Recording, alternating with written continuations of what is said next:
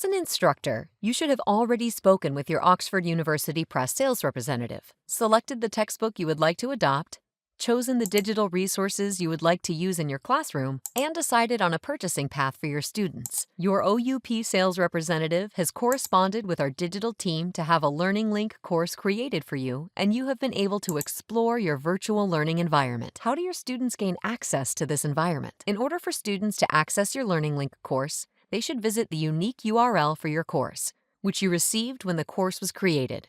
For example, oup.instructure.com/enroll/xxxxxx. If a student already has an account on OUP's Learning Link Courses platform, they can log in with their existing credentials.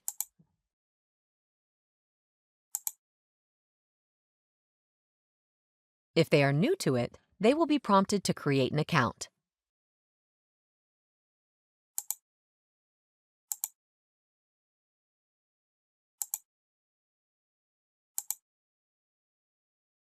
Once they log in, they're enrolled in your course.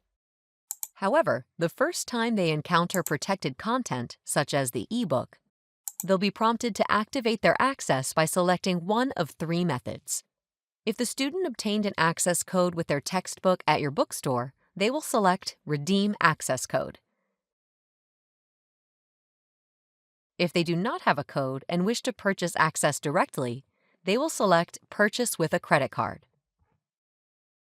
If they are not ready to redeem a code or make a purchase, they may select Begin a free trial.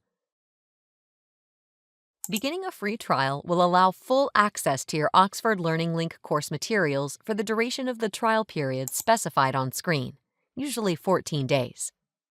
After the completion of the trial period, students will be prompted to redeem an access code or purchase access in order to continue accessing protected content.